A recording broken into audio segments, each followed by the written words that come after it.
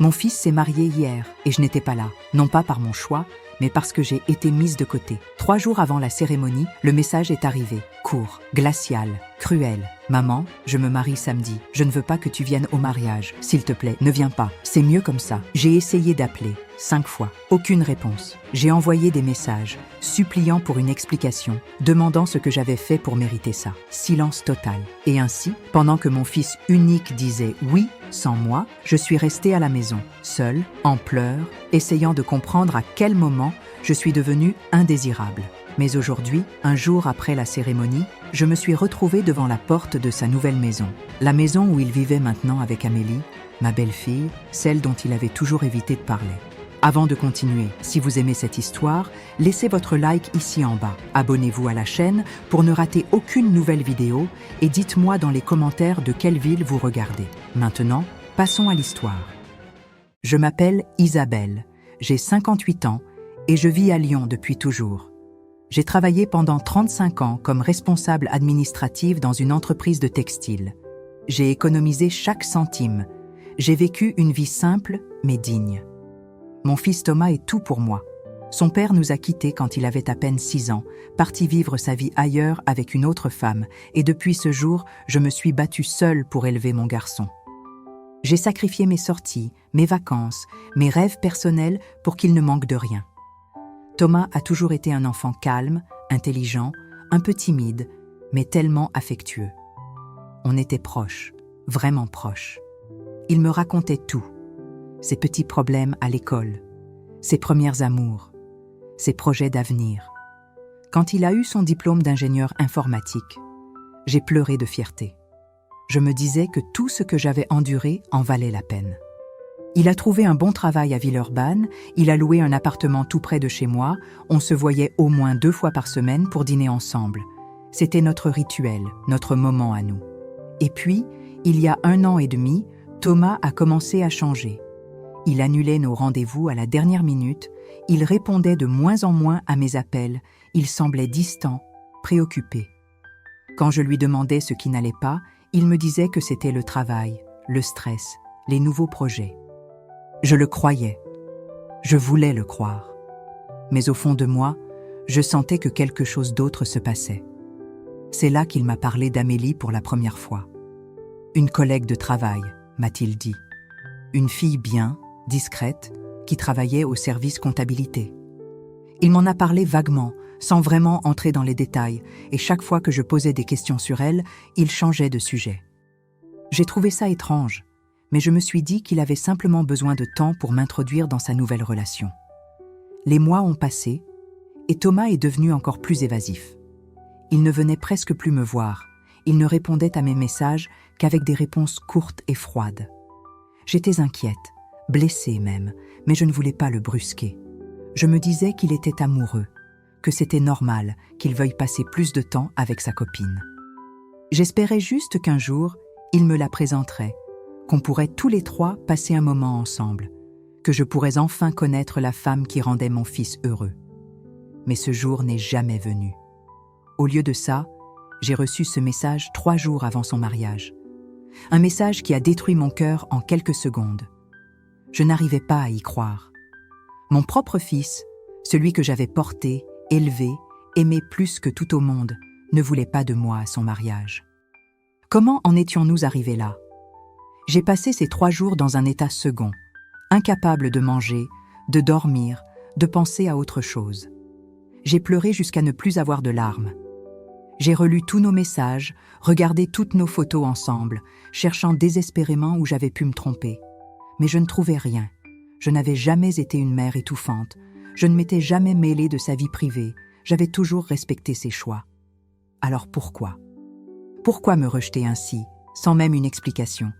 Et ce qui me faisait le plus mal, c'était de savoir qu'il se mariait sans moi, que je ne verrais pas son visage ému en attendant sa future femme, que je ne pourrais pas lui serrer la main avant qu'il dise oui, que je ne ferais pas partie de ce moment si important. J'étais sa mère, et pourtant j'étais traitée comme une étrangère. Le jour du mariage est arrivé, et je suis restée enfermée chez moi, les rideaux tirés, le téléphone éteint. Je ne voulais parler à personne, je ne voulais voir personne. J'imaginais la cérémonie, les invités, les rires, les félicitations, et moi absente de tout ça. C'était insupportable. Mais aujourd'hui, le lendemain de ce mariage où je n'avais pas ma place, j'ai pris une décision. Je ne pouvais pas rester dans l'ignorance. Je devais comprendre. Je devais savoir pourquoi mon fils m'avait rejeté. Alors j'ai pris ma voiture et je me suis rendue à son adresse. Une maison récente dans un quartier calme de Caluire et Cuire, avec un petit jardin et une façade blanche. Une jolie maison pour commencer une nouvelle vie. Une vie dont j'étais exclue. J'ai sonné à la porte, le cœur battant si fort que j'avais l'impression qu'il allait sortir de ma poitrine. J'attendais, tremblante, ne sachant même pas ce que j'allais dire. Et ce qui s'est passé ensuite a complètement bouleversé ma vie. La porte s'est ouverte, mais ce n'était pas Thomas qui se tenait devant moi. C'était elle, Amélie, ma belle-fille, celle que je n'avais jamais rencontrée, celle dont j'avais tant entendu parler sans vraiment la connaître.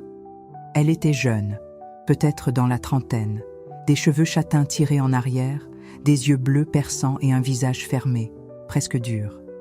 Elle m'a regardé de haut en bas avec une expression que je n'oublierai jamais, du mépris pur.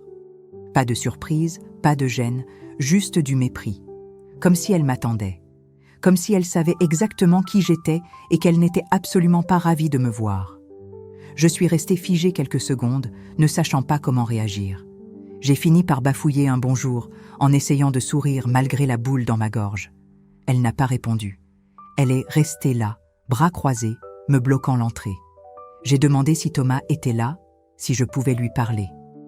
Elle a soupiré, comme si je venais de lui demander la chose la plus dérangeante du monde, et elle a dit d'une voix froide et cassante que Thomas ne voulait pas me voir, que je n'avais rien à faire ici, que je devais partir.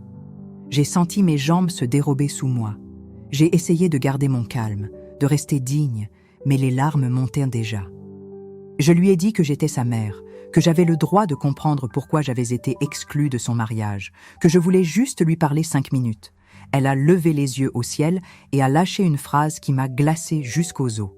Elle a dit que Thomas n'avait plus besoin de moi dans sa vie, que j'étais une charge pour lui, que je l'avais toujours étouffé avec mon amour possessif, et que maintenant qu'il avait une vraie famille, il pouvait enfin être heureux. J'étais tellement choquée que je n'ai même pas pu répondre. Une charge, possessive, étouffante. Ces mots tournèrent dans ma tête comme un cauchemar. Comment osait-elle me dire ça alors qu'elle ne me connaissait même pas? Comment osait-elle parler ainsi de la relation que j'avais avec mon fils? J'ai essayé de lui expliquer que ce n'était pas vrai, que j'avais toujours respecté l'espace de Thomas, que je ne m'étais jamais imposée, que j'avais toujours voulu son bonheur avant le mien. Mais elle m'a coupé net.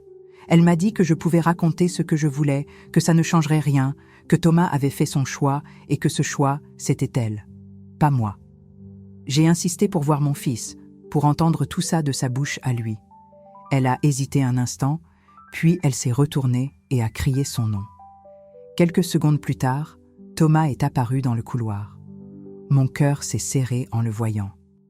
Il avait l'air fatigué, mal à l'aise, comme s'il aurait préféré être n'importe où sauf ici. Il ne m'a pas regardé dans les yeux. Il fixait le sol, les mains dans les poches, le visage fermé. J'ai dit son nom doucement. J'ai essayé de m'approcher de lui, mais Amélie s'est interposée. Elle lui a demandé s'il voulait vraiment que je reste, si ça ne le dérangeait pas que je sois là. Thomas a levé les yeux une fraction de seconde, juste assez pour croiser mon regard, et ce que j'y ai vu m'a brisé le cœur. De la culpabilité, oui, mais aussi de la résignation. Comme s'il avait déjà abandonné, comme si je ne comptais plus. Il a murmuré qu'il valait mieux que je parte, que ce n'était pas le bon moment, qu'on parlerait plus tard. Mais je savais que ce plus tard ne viendrait jamais.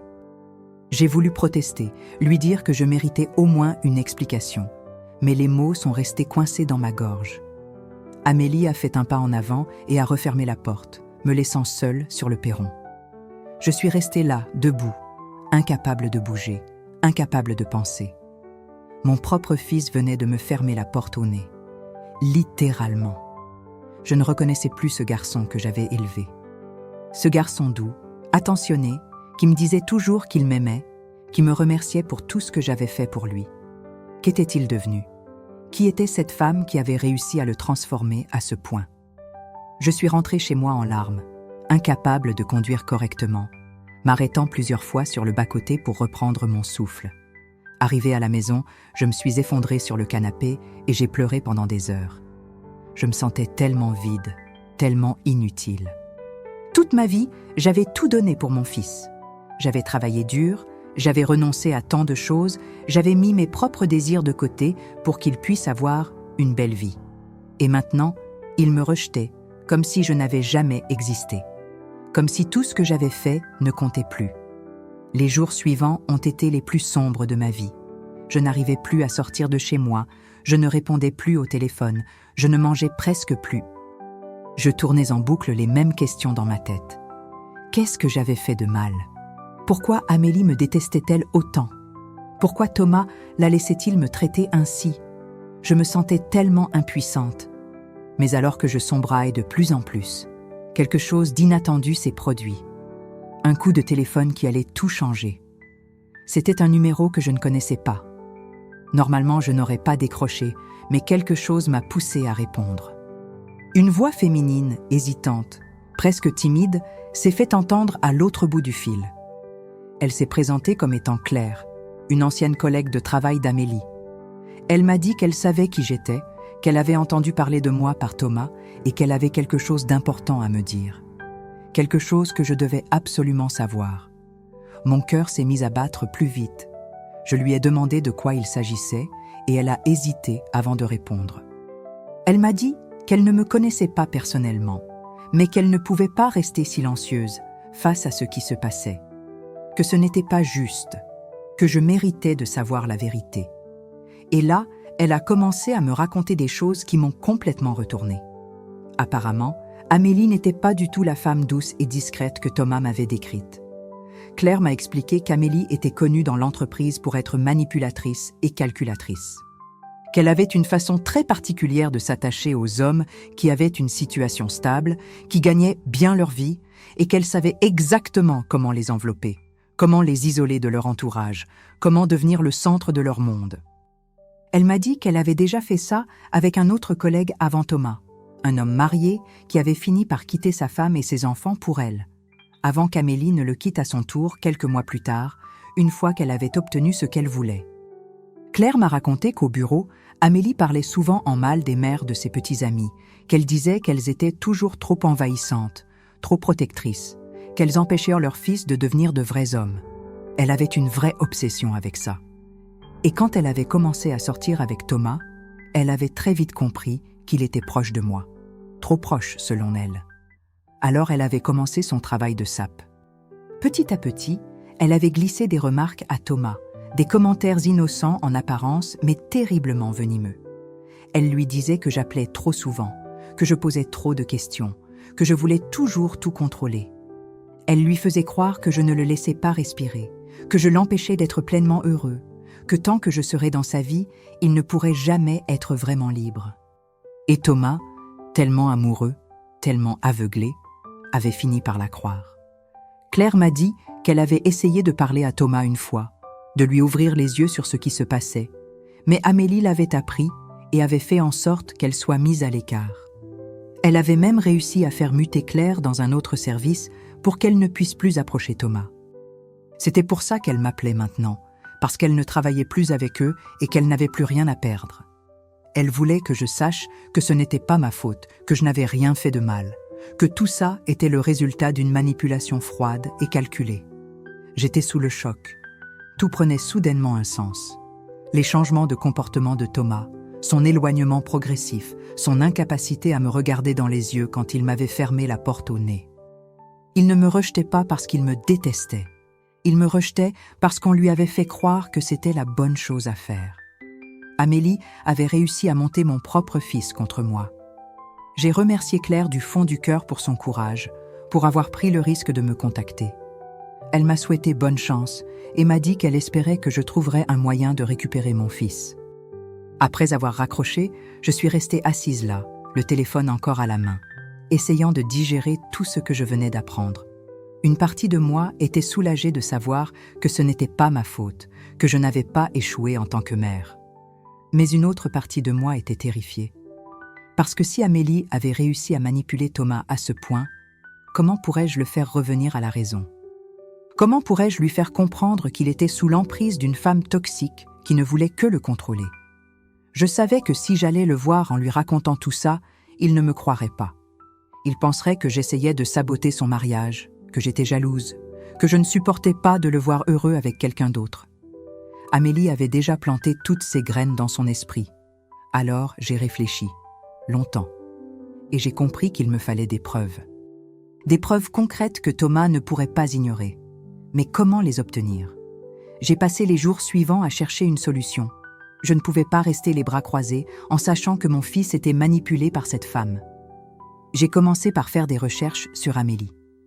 Je ne connaissais même pas son nom de famille complet, mais grâce à Claire qui m'avait donné quelques informations, j'ai pu trouver son profil sur les réseaux sociaux. Elle y affichait une vie parfaite, des photos soigneusement mises en scène, des citations inspirantes sur l'amour et la famille. Mais en creusant un peu plus, j'ai trouvé des traces de son passé. Des commentaires sur d'anciennes publications, des mentions de personnes qui semblaient avoir disparu de sa vie du jour au lendemain. J'ai même retrouvé un article de blog écrit par l'ex-femme de l'homme qu'Amélie avait fait quitter à sa famille. Cette femme racontait son histoire, comment une collègue de son mari l'avait séduit, comment elle l'avait isolé progressivement, comment il était devenu quelqu'un d'autre, jusqu'à ce qu'il demande le divorce. Et puis, quelques mois après, cette même collègue l'avait quitté sans explication, le laissant brisé et seul. L'ex-femme ne mentionnait pas le nom d'Amélie directement, mais les détails correspondaient parfaitement à ce que Claire m'avait dit. J'ai fait des captures d'écran de tout ce que je pouvais trouver, mais je savais que ce ne serait pas suffisant. Thomas pourrait toujours dire que c'était des coïncidences, que je m'acharnais sur Amélie parce que je ne voulais pas accepter qu'il soit heureux sans moi. Il me fallait quelque chose de plus direct, quelque chose venant d'Amélie elle-même. C'est là que j'ai eu une idée. Une idée risquée, peut-être même un peu folle, mais c'était tout ce que j'avais. J'ai décidé de retourner chez eux, mais cette fois, je ne sonnerai pas à la porte. J'allais observer, attendre le bon moment. Je savais que Thomas partait travailler tôt le matin, vers 7h30. J'ai donc commencé à passer devant leur maison chaque jour à cette heure-là, discrètement, pour voir ses habitudes. Et effectivement, je l'ai vue partir plusieurs fois, laissant Amélie seule à la maison. Un matin, j'ai vu Amélie sortir aussi, environ 1 heure après Thomas. Elle était habillée de manière élégante, maquillée, coiffée. Elle est montée dans sa voiture et est partie. J'ai attendu une dizaine de minutes, puis je me suis approchée de la maison. Je ne savais pas exactement ce que je cherchais, mais je sentais que je devais essayer quelque chose. J'ai fait le tour par le jardin. La porte arrière était fermée, évidemment, mais en regardant par les fenêtres, j'ai pu voir l'intérieur. Le salon était impeccable, presque trop. Pas de photos de Thomas et moi, pas de souvenirs de son enfance, rien qui rappelait son passé. Tout avait été effacé, comme si je n'avais jamais existé. J'ai continué à observer, et c'est là que j'ai remarqué quelque chose d'étrange. Sur la table basse du salon, il y avait un ordinateur portable ouvert. Je ne pouvais pas voir l'écran, mais ça m'a donné une idée. Je me suis souvenu que Thomas m'avait offert un double de ses clés il y a quelques années, quand il habitait encore dans son ancien appartement, au cas où il aurait besoin que j'aille récupérer quelque chose pour lui. Je ne les avais jamais utilisées et je ne savais même pas si elles fonctionnaient encore. Mais elles étaient peut-être encore dans mon sac. Je suis rentrée chez moi aussi vite que possible et j'ai fouillé partout. Et là, au fond d'un tiroir, je les ai trouvées.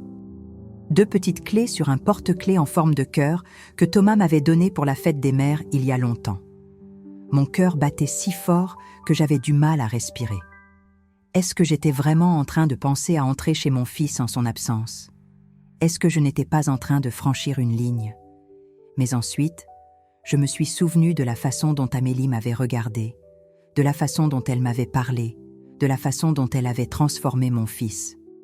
Et je me suis dit que si c'était le seul moyen de le sauver, alors je devais le faire. Le lendemain matin, j'ai attendu que Thomas parte travailler. Puis, j'ai attendu qu'Amélie parte aussi. Et quand la maison a été vide, je me suis approchée de la porte d'entrée, les mains tremblantes, et j'ai glissé la clé dans la serrure. À ma grande surprise, elle a tourné. La porte s'est ouverte. J'étais à l'intérieur. Je suis entrée en refermant doucement la porte derrière moi. Mon cœur battait tellement fort que j'avais l'impression qu'on pouvait l'entendre depuis la rue. Je me sentais coupable, comme une voleuse, mais je me répétais que je faisais ça pour mon fils, que je n'avais pas le choix. La maison était silencieuse, presque trop silencieuse. Je me suis avancée dans le couloir, observant chaque détail. Tout était parfaitement rangé, presque froid. Pas de désordre, pas de vie. On aurait dit une maison témoin, pas un foyer où 2 personnes venaient de commencer leur vie ensemble. Je suis entrée dans le salon. L'ordinateur portable était toujours là, sur la table basse, fermé cette fois. Je me suis approchée lentement, comme si l'objet allait me mordre. Je l'ai ouvert délicatement. L'écran s'est allumé, affichant un fond d'écran neutre et un écran de verrouillage demandant un mot de passe. J'ai soupiré. Évidemment, ça ne pouvait pas être aussi simple.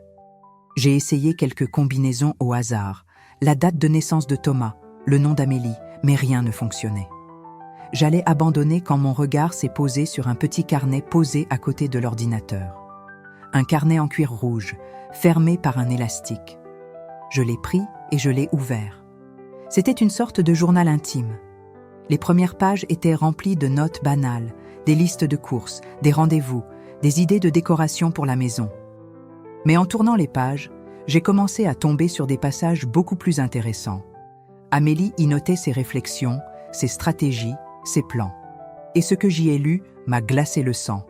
Elle écrivait des choses comme « Thomas est tellement prévisible, il suffit de jouer sur sa culpabilité pour qu'il fasse exactement ce que je veux. » Ou encore « Sa mère est un obstacle, mais je sais comment m'en débarrasser. » Il suffit de planter les bonnes graines, de le convaincre qu'elle l'étouffe, qu'elle le retient. Une fois qu'il aura coupé les ponts, il sera entièrement à moi. J'avais du mal à respirer. C'était écrit noir sur blanc. Amélie avait planifié tout ça. Elle avait délibérément détruit ma relation avec mon fils. Et ce n'était pas tout. Elle notait aussi des réflexions sur l'argent de Thomas, sur ses économies, sur la maison qu'il venait d'acheter et dont il avait payé la majorité. Elle écrivait qu'elle devait s'assurer que tout soit à son nom à elle aussi, qu'elle devait le convaincre de faire des investissements qu'elle pourrait contrôler. Elle parlait même de son ex, celui qu'elle avait quitté après lui avoir pris ce qu'elle pouvait. Elle écrivait « Avec Thomas, je dois être plus subtile. Il est moins naïf que le précédent, mais je sais que je peux y arriver. Je l'ai déjà tellement bien manipulé qu'il ne voit même plus sa propre mère. Le reste suivra naturellement. » Les larmes me montaient aux yeux. Cette femme était un monstre. Un vrai monstre. Et mon fils, mon pauvre fils, était tombé dans ses filets sans même s'en rendre compte. J'ai pris mon téléphone et j'ai commencé à photographier chaque page du carnet. Les mains tremblantes, j'ai capturé chaque mot, chaque phrase, chaque preuve de la manipulation d'Amélie. C'était exactement ce dont j'avais besoin. Avec ça, Thomas ne pourrait plus nier la vérité. Il serait obligé de voir qui était vraiment sa femme. Une fois que j'ai eu fini, j'ai remis le carnet exactement où je l'avais trouvé. J'ai jeté un dernier regard autour de moi pour m'assurer que je n'avais rien déplacé, puis je me suis dirigée vers la sortie. Mais au moment où j'allais ouvrir la porte, j'ai entendu un bruit de moteur dehors. Mon sang s'est glacé. Une voiture venait de se garer devant la maison. Je me suis précipitée vers la fenêtre et j'ai reconnu la voiture d'Amélie. Elle était de retour, bien plus tôt que prévu. La panique m'a envahie. Si elle me trouvait ici, tout serait fichu. Elle appellerait la police, elle me ferait passer pour une folle, et Thomas ne me croirait plus jamais. J'ai regardé autour de moi, cherchant désespérément une issue. La porte arrière. Il fallait que je sorte par la porte arrière. Je me suis précipitée à travers le salon, traversant la cuisine aussi vite que possible sans faire de bruit. J'ai entendu la clé tourner dans la serrure de la porte d'entrée au moment exact où j'atteignais la porte arrière.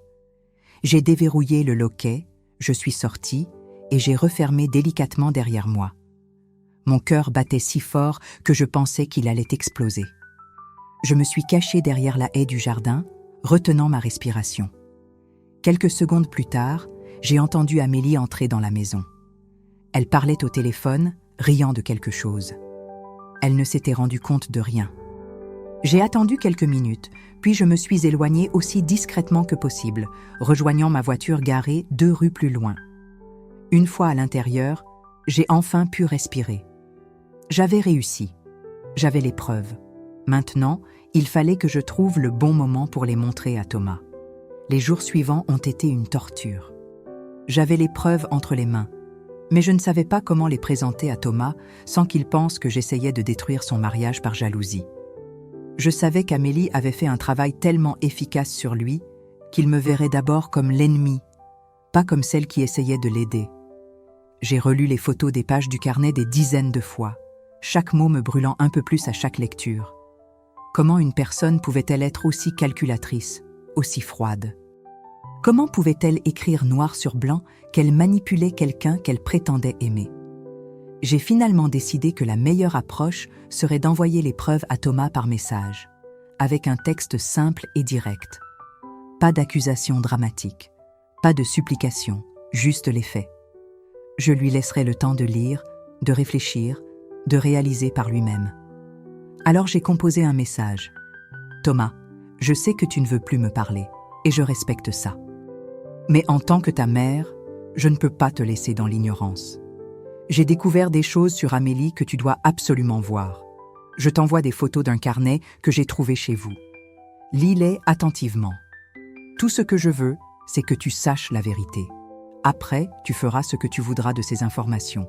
Je t'aimerai toujours, quoi que tu décides. » J'ai attaché les photos et j'ai appuyé sur envoyer avant de changer d'avis. Le message est parti.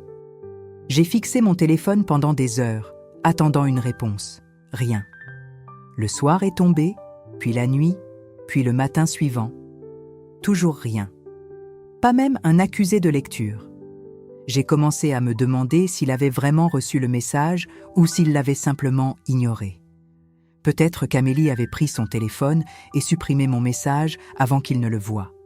Peut-être qu'elle contrôlait même ça maintenant. 2 jours se sont écoulés dans un silence total.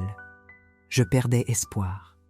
Je me disais que j'avais tout gâché, que j'avais franchi une ligne et que maintenant Thomas ne me parlerait plus jamais. Mais le 3e jour, tard dans la soirée, mon téléphone a sonné. C'était Thomas. J'ai décroché tellement vite que j'ai failli faire tomber l'appareil. Sa voix était étrange, basse, tendue, presque brisée. Il m'a demandé si je pouvais venir le voir. Pas chez lui, mais dans un café du centre-ville. Il m'a donné l'adresse et m'a dit qu'il serait là dans 1 heure. Mon cœur s'est mis à battre à tout rompre. Il voulait me voir. Il avait lu les messages. J'ai attrapé mes clés et je suis partie immédiatement, même si le rendez-vous était dans 1 heure. Je ne pouvais pas rester chez moi à attendre. Je suis arrivée au café en avance et je me suis installée à une table dans le fond, commandant un thé que je n'ai même pas touché. Mes mains tremblaient. Je ne savais pas à quoi m'attendre. Est-ce qu'il allait me crier dessus? Est-ce qu'il allait me dire que j'avais tout inventé, que j'avais manipulé les photos? Ou est-ce qu'il avait enfin ouvert les yeux? Quand Thomas est entré dans le café, j'ai tout de suite vu qu'il n'allait pas bien. Il avait les traits tirés, les yeux rouges, comme s'il n'avait pas dormi depuis des jours. Il s'est assis en face de moi sans dire un mot. Le silence était pesant. Finalement, il a levé les yeux vers moi et il a murmuré quelque chose que je n'oublierai jamais. Il m'a dit qu'il avait lu tout ce que je lui avais envoyé, qu'il était d'abord entré dans une colère noire, qu'il avait pensé que c'était encore une tentative de ma part pour saboter son mariage. Mais quelque chose l'avait poussé à aller vérifier. Il était rentré chez lui en pleine journée, prétextant qu'il ne se sentait pas bien au travail. Amélie n'était pas là. Il avait cherché le carnet et il l'avait trouvé exactement où je l'avais dit. Et il avait tout lu, chaque mot, chaque phrase, chaque manipulation calculée.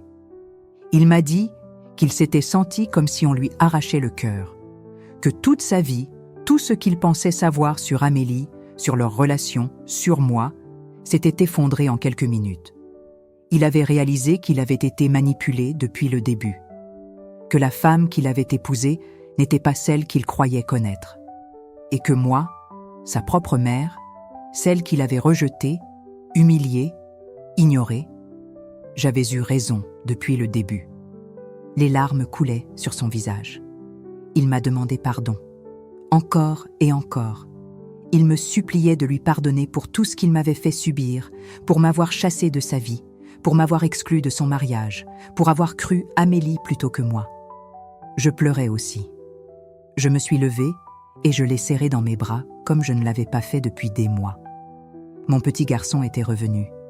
Nous sommes restés longtemps dans ce café, à parler, à pleurer, à rattraper tout ce temps perdu. Thomas m'a raconté comment tout avait commencé avec Amélie, comment au début elle était douce, attentionnée, parfaite. Puis petit à petit, elle avait commencé à faire des remarques sur moi. Des commentaires anodins au début, comme quoi j'appelais souvent, comme quoi je posais beaucoup de questions. Il n'y avait pas prêté attention sur le moment, mais avec le recul, il voyait maintenant comment elle avait planté ses graines, comment elle les avait arrosées jour après jour jusqu'à ce qu'elles deviennent des certitudes dans son esprit. Il m'a dit qu'il avait commencé à se sentir coupable chaque fois qu'il me voyait, comme si je l'empêchais d'être heureux, comme si notre relation était malsaine. Amélie lui répétait sans cesse qu'un homme de son âge devait couper le cordon avec sa mère, qu'il devait construire sa propre famille, que je le retenais en arrière. Et lui, tellement amoureux, tellement aveuglé, avait fini par la croire. Il m'a avoué que quand il m'avait envoyé ce message me disant de ne pas venir au mariage, il avait pleuré pendant des heures. Qu'il savait que c'était horrible, qu'il savait que ça me briserait le cœur, mais qu'Amélie lui avait fait croire que c'était nécessaire, que c'était le seul moyen pour lui de commencer sa nouvelle vie sur de bonnes bases. Elle lui avait même dit que si je venais au mariage, elle ne l'épouserait pas. Alors il avait choisi. Et depuis ce jour, il vivait avec cette culpabilité écrasante. Mais il s'était convaincu que c'était le prix à payer pour être heureux. Sauf qu'il n'était pas heureux. Il me l'a confessé ce soir-là, dans ce café, les larmes aux yeux. Il n'était pas heureux du tout. Depuis le mariage, Amélie était devenue encore plus contrôlante. Elle vérifiait ses messages, elle lui demandait des comptes sur chaque centime qu'il dépensait, elle décidait de tout dans la maison, de ce qu'il mangeait, de ce qu'il regardait à la télévision, de qui il pouvait voir ou non. Elle l'avait coupé de ses anciens amis, sous prétexte qu'ils n'étaient pas bons pour lui, qu'ils le faisaient boire trop, qu'ils étaient immatures. Il se sentait prisonnier, mais il pensait que c'était normal, que c'était ça, la vie de couple. Je lui ai pris la main et je lui ai dit que non, ce n'était pas normal. Qu'une relation saine, c'était le respect, la confiance, la liberté. Pas le contrôle, pas la manipulation. Et qu'il méritait tellement mieux que ça. Il m'a demandé ce qu'il devait faire maintenant. Il venait de se marier, il avait acheté une maison avec elle, leur vie était complètement entremêlée. Comment pouvait-il se sortir de cette situation? Je lui ai dit de prendre le temps de réfléchir, de ne pas agir dans la précipitation. Qu'il devait d'abord rassembler ses affaires importantes, ses documents, son argent, pour être sûr qu'Amélie ne pourrait pas tout lui prendre. Et ensuite, il devrait lui parler. Lui dire qu'il savait tout, qu'il avait lu son carnet, qu'il ne voulait plus vivre comme ça. Thomas m'a regardé avec un mélange de peur et de détermination. Il m'a dit qu'il allait le faire, qu'il allait confronter Amélie, mais qu'il voulait que je sois là, pas physiquement, mais au bout du fil, au cas où les choses tourneraient mal. J'ai accepté. Nous avons quitté le café ensemble. Pour la première fois depuis des mois, j'ai senti que j'avais retrouvé mon fils. Mon vrai fils. Celui qui me faisait confiance, celui qui m'aimait. Les jours suivants, Thomas a discrètement commencé à mettre ses affaires en ordre. Il a ouvert un compte bancaire séparé, il a transféré une partie de son argent, il a mis ses documents importants en sécurité chez moi. Amélie ne se doutait de rien. Elle continuait sa vie comme si tout était normal, continuant de contrôler chaque aspect de l'existence de Thomas. Et puis, un soir, Thomas a décidé que c'était le moment. Il m'a appelé avant de rentrer chez lui, me disant qu'il allait tout lui dire ce soir, que c'était maintenant ou jamais. J'ai senti mon estomac se nouer. J'avais peur pour lui, peur de la réaction d'Amélie, peur de ce qui pourrait se passer. Mais je savais qu'il devait le faire. Je suis restée à côté de mon téléphone toute la soirée, incapable de faire quoi que ce soit d'autre. L'attente a été interminable. Chaque minute semblait durer 1 heure. Je tournais en rond dans mon salon, incapable de m'asseoir, incapable de me concentrer sur quoi que ce soit.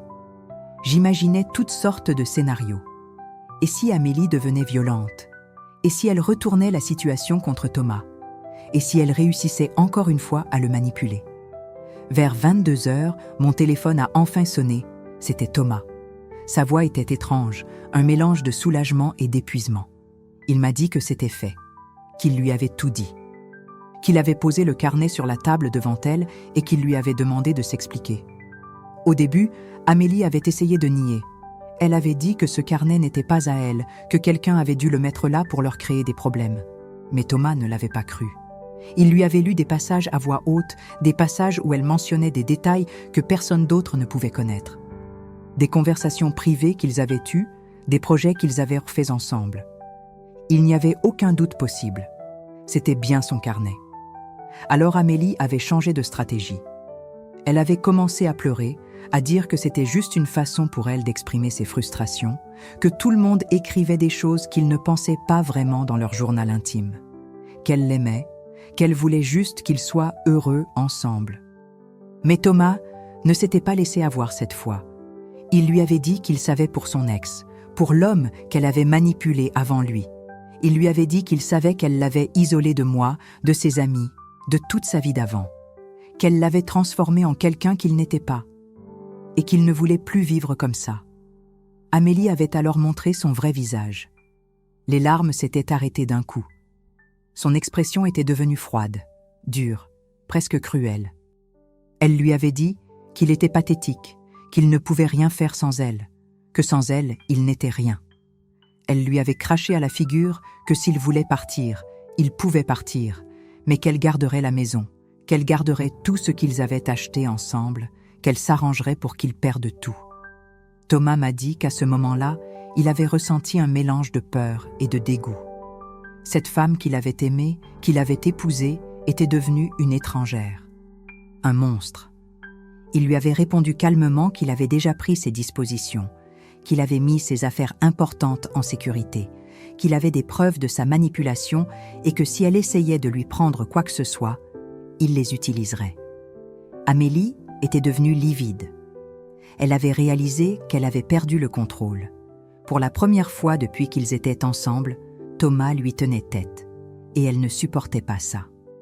Elle s'était mise à crier, à l'insulter, à casser des objets dans la maison. Thomas m'a dit qu'il était simplement sorti.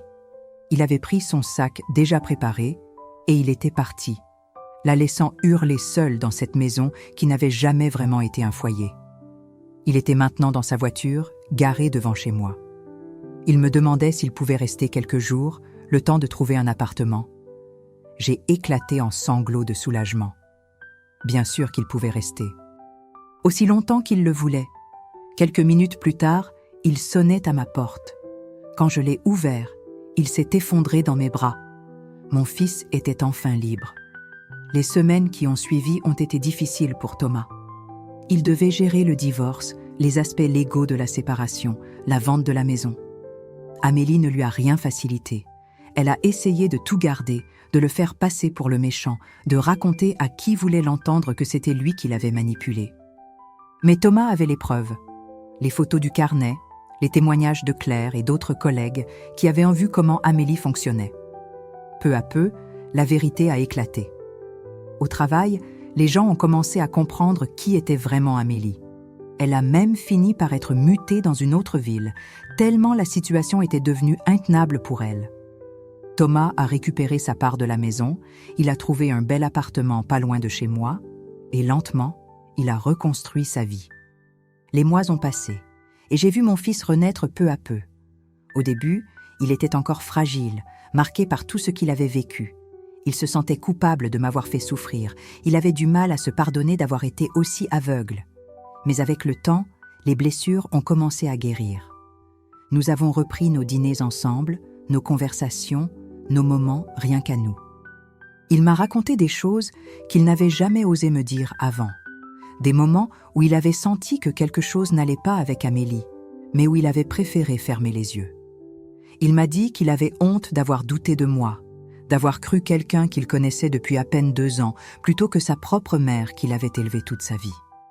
Je lui ai répété encore et encore que ce n'était pas sa faute, que la manipulation est une arme puissante, que même les personnes les plus intelligentes peuvent tomber dans ce piège. qu'il ne devait pas se flageller pour ça, mais plutôt être fier d'avoir eu le courage de partir une fois qu'il avait compris la vérité. Parce que beaucoup de gens restent par peur, par honte, par habitude. Lui avait choisi de se libérer. Thomas a aussi recommencé à voir ses anciens amis, ceux qu'Amélie avait éloignés de lui. Ils l'ont accueilli à bras ouverts, heureux de retrouver celui qu'ils avaient perdu. Il s'est inscrit dans un club de sport, il a repris des activités qu'il aimait avant, qu'il avait abandonnées parce qu'Amélie disait qu'elles étaient inutiles. Il redevenait lui-même. Et moi, je retrouvais mon fils. Un jour, environ 6 mois après son départ de chez Amélie, Thomas et moi étions en train de dîner tranquillement chez moi quand il m'a dit quelque chose qui m'a profondément touchée. Il m'a dit qu'il réalisait maintenant à quel point j'avais été une bonne mère, que tout ce que j'avais fait pour lui, tous les sacrifices que j'avais consentis, il ne les avait jamais vraiment appréciés à leur juste valeur, qu'il avait fallu qu'il passe par cette épreuve pour comprendre ce qu'était le véritable amour. Pas celui qui contrôle, qui manipule, qui étouffe, mais celui qui donne, qui protège, qui respecte. L'amour d'une mère. J'ai pleuré en l'écoutant. Pas de tristesse, mais de joie. Parce que malgré tout ce que nous avions traversé, malgré la douleur, la séparation, les mensonges, nous étions là, ensemble, plus forts qu'avant. Thomas m'a aussi confié qu'il avait peur de ne plus jamais pouvoir faire confiance à quelqu'un, de ne plus jamais pouvoir tomber amoureux. Qu'Amélie avait laissé des cicatrices profondes. Je lui ai dit qu'il était normal de se sentir comme ça après ce qu'il avait vécu, mais que ces cicatrices finiraient par s'estomper avec le temps. Qu'il rencontrerait quelqu'un de bien, quelqu'un qui le respecterait, qui l'aimerait pour ce qu'il était vraiment. Et que cette fois, il saurait reconnaître les signes, il saurait faire la différence entre l'amour véritable et la manipulation. La vie a continué son cours. Le divorce de Thomas a été finalisé après plusieurs mois de procédure. Amélie a tout tenté pour récupérer le maximum, mais grâce aux preuves que Thomas avait rassemblées, elle n'a obtenu que ce qui lui revenait légalement, pas un centime de plus. Je sais qu'elle a essayé de le contacter plusieurs fois après le divorce, lui envoyant des messages où elle alternait entre les excuses larmoyantes et les menaces. Mais Thomas ne répondait plus. Il avait tourné la page. Il avait compris qu'elle ne changerait jamais, que c'était dans sa nature de manipuler, de contrôler. Et il ne voulait plus rien avoir à faire avec elle. De mon côté, j'ai retrouvé mon rôle de mère. Non pas celle qui contrôle ou qui étouffe, comme Amélie avait essayé de me faire passer, mais celle qui est là, qui soutient, qui écoute. J'ai appris de cette expérience aussi. J'ai compris qu'il fallait parfois savoir lâcher prise, faire confiance, même quand on a peur. Mais aussi qu'il ne fallait jamais abandonner ceux qu'on aime, même quand ils nous repoussent. Parce que parfois, ils ne nous repoussent pas par choix, mais parce qu'on leur a fait croire que c'était la bonne chose à faire. Et aujourd'hui, alors que je repense à tout ça, à cette période sombre où j'ai cru avoir perdu mon fils pour toujours, je réalise à quel point nous avons été chanceux. Chanceux que Claire ait eu le courage de m'appeler. Chanceux que j'ai trouvé ce carnet. Chanceux que Thomas ait eu la force de regarder la vérité en face, parce que ça aurait pu se terminer autrement. Ça aurait pu se terminer avec Thomas complètement détruit, vidé de tout ce qu'il possédait, isolé de tout le monde. Et moi, je serais restée de l'autre côté, impuissante, regardant mon fils sombrer sans pouvoir rien faire. Aujourd'hui, presque 1 an après cette terrible épreuve, je peux dire que nous avons reconstruit quelque chose de plus fort qu'avant. Thomas et moi sommes plus proches que jamais. Il vient me voir au moins 2 fois par semaine, on passe des dimanches ensemble, on part parfois en week-end, tous les 2. Il m'a même demandé de l'accompagner pour choisir les meubles de son nouvel appartement, et je me suis sentie tellement honorée qu'il veuille mon avis, qu'il veuille que je fasse partie de cette nouvelle étape de sa vie. Il y a quelques mois, Thomas a rencontré quelqu'un. Une femme qui s'appelle Sophie, une institutrice douce et bienveillante qu'il a croisée dans une librairie. Au début, il hésitait à me la présenter. Il avait peur de ma réaction, peur que je sois méfiante après ce qui s'était passé avec Amélie. Mais je lui ai dit qu'il ne devait pas avoir peur, que je lui faisais confiance, qu'il savait maintenant reconnaître les bonnes personnes des mauvaises. Quand j'ai rencontré Sophie pour la première fois, j'ai tout de suite su qu'elle était différente. Elle était naturelle, souriante, elle posait des questions sur moi avec un intérêt sincère. Elle ne cherchait pas à marquer son territoire. Elle ne faisait pas de remarques passives-agressives. Elle ne me regardait pas comme une rivale. Au contraire, elle semblait heureuse que Thomas ait une mère présente et aimante. Elle m'a même dit un jour qu'elle trouvait ça magnifique, la relation que nous avions, que ça montrait à quel point Thomas était capable d'aimer profondément. Ces mots m'ont fait chaud au cœur.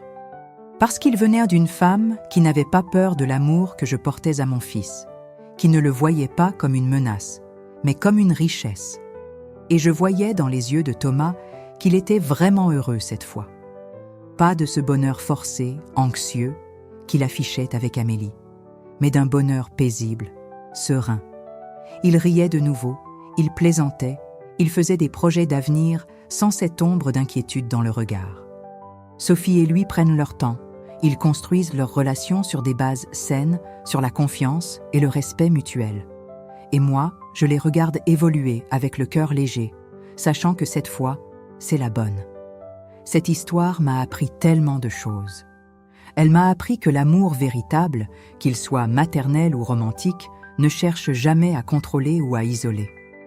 Que les personnes toxiques savent parfaitement comment manipuler, comment se faire passer pour des victimes, comment retourner les situations à leur avantage.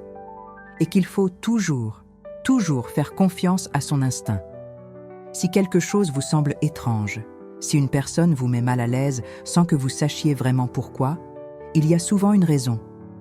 Notre intuition capte des signaux que notre raison n'a pas encore identifiés.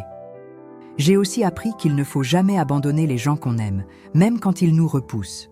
Parce que derrière ce rejet, il y a parfois une souffrance, une manipulation, un piège dont ils n'arrivent pas à sortir seuls, et que notre rôle, en tant que parents, en tant qu'amis, en tant qu'être humain, c'est d'être là, de tendre la main, même quand elle est repoussée. Parce qu'un jour, cette main sera peut-être la seule chose qui pourra les sauver. Aujourd'hui, quand je regarde en arrière, je ne regrette rien. Ni d'avoir fouillé dans cette maison, ni d'avoir pris ces photos, ni d'avoir confronté la vérité. Certains diront peut-être que j'ai franchi des limites, que je suis allé trop loin.